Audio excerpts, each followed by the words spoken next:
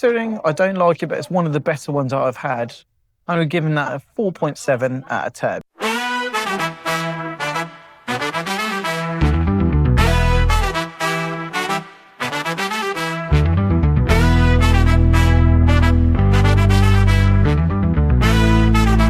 You thirsty, partner?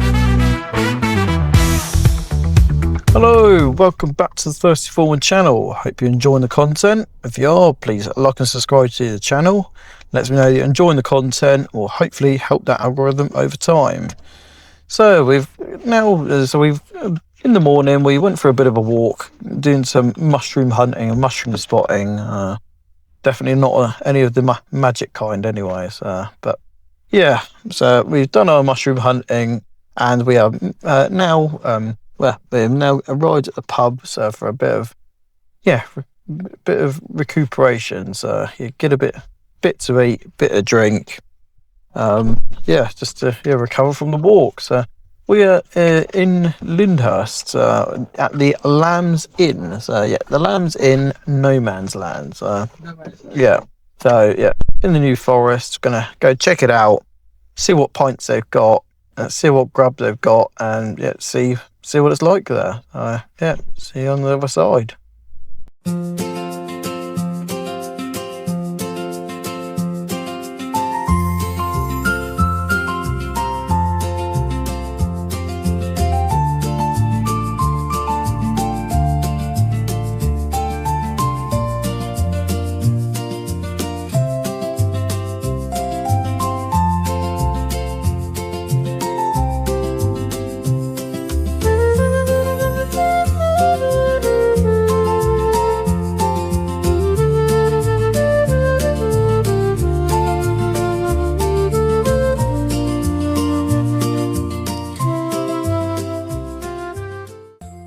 So I've had a mare with the recording of the first beers, and the gimbal has chopped my head off. So I've decided to go for a spooky compromise, which probably looks a bit better than my mug anyway.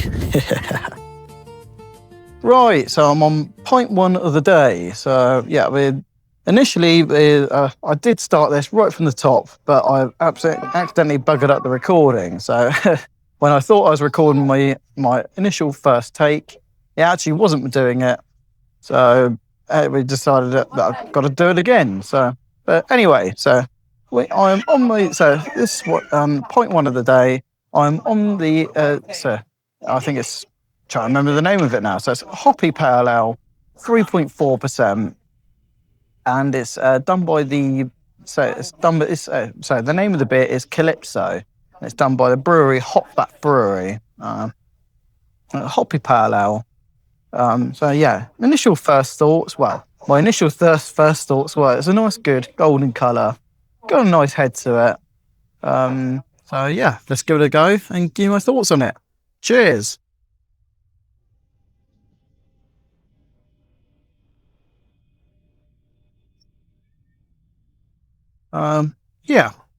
Initial good first thoughts on it.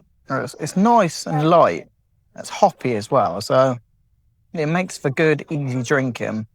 But as well as that, it's got good, bold, hoppy flavours. So you're not just like drinking a bog standard lager. I think it's quite nice in my opinion. Not the absolute best beer on the planet that I've drunken, but it's a good, solid pint.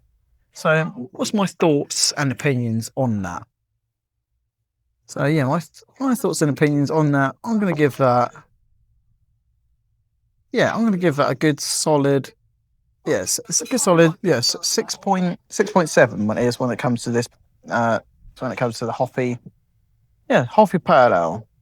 As well as that, we've got the stout here. So, and that's the nightmare for remembering the name of the stout, but it's a stout that my old man, my dad's got. So done by I think it's a Theakston's porter. So it's a caramel porter. But yeah, we're going to give it a go and give my opinions on it. Cheers.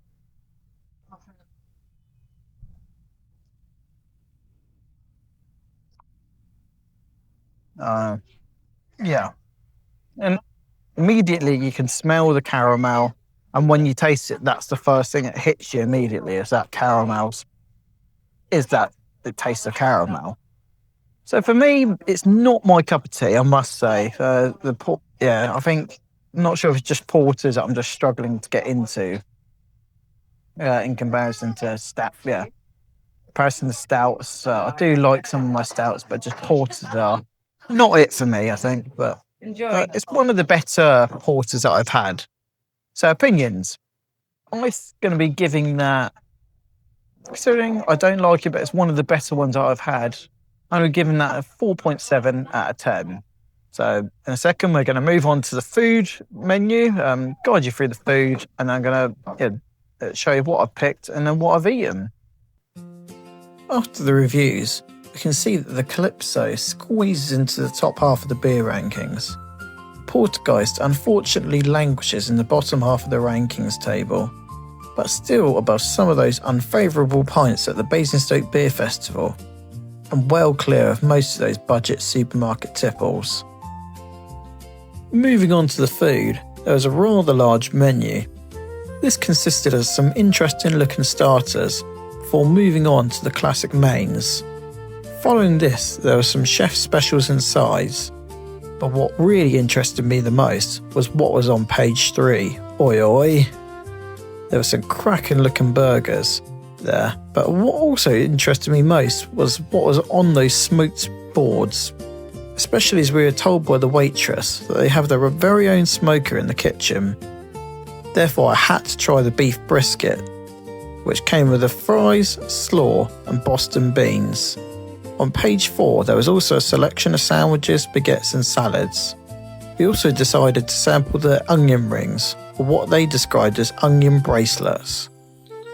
I didn't film my rating of the food due to lack of room on the table, but there was only one word I needed to rate that food, and that was wow. The meat was so tender and flavourful, and those Boston beans were a great compliment. Now cut to me while I do a rating of the final tipple I had that day. Luckily for me, I managed to get my head sewn back on for this review. Right, so second full tipple of the day. Obviously tried my own beer, and I tried my dad's beer earlier, but now I'm on my second own beer of the day. So decided it was a bit of a chill day today. I'm not going to go for a full one.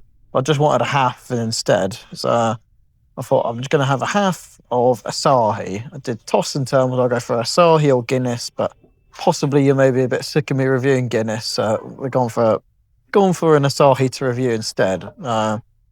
Initial thoughts.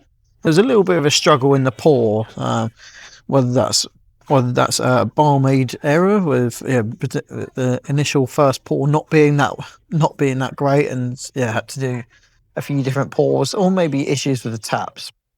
Either way, they got that sorted in the end, so I did get a reasonably good looking pint. I'm hoping it's going to taste exactly how I expect Asahi to taste like, which is cold and refreshing. So good taste of Japan. Anyway, but cheers.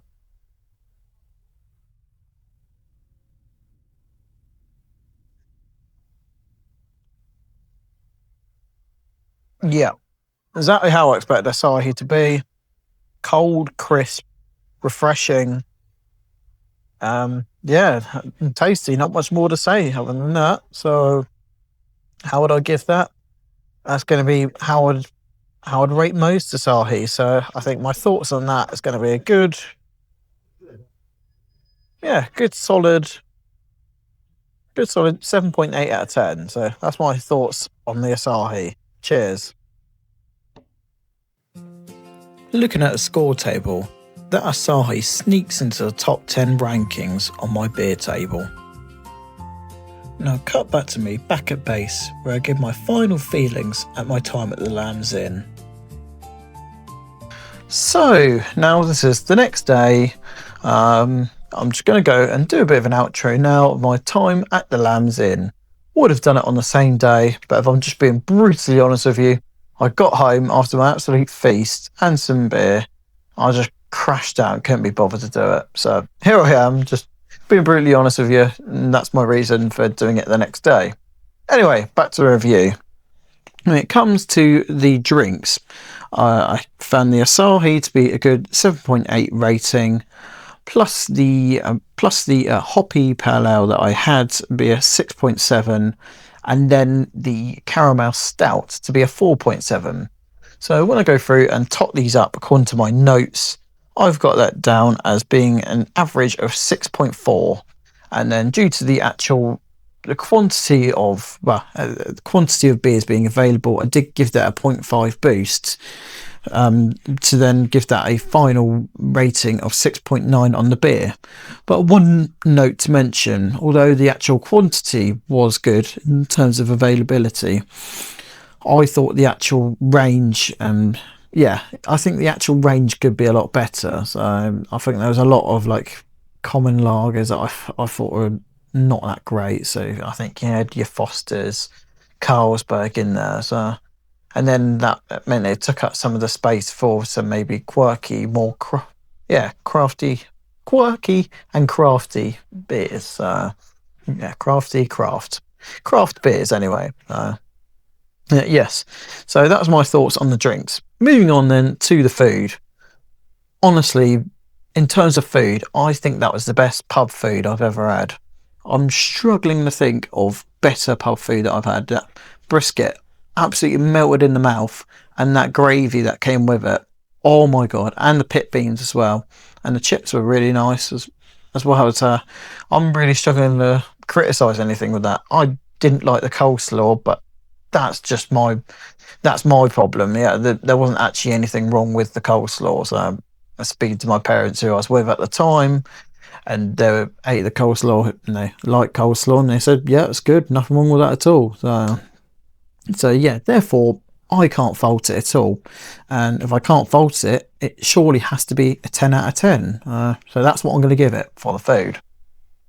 Then moving on then, so we've done the drinks, we've done the food. Let's talk about the cleanliness next. So cleanliness, place was generally pretty clean. So my only thoughts was perhaps it's got some older tiles on there, so then maybe it perhaps potentially looks a tiny bit grubby, but that's due to the older style of tiles.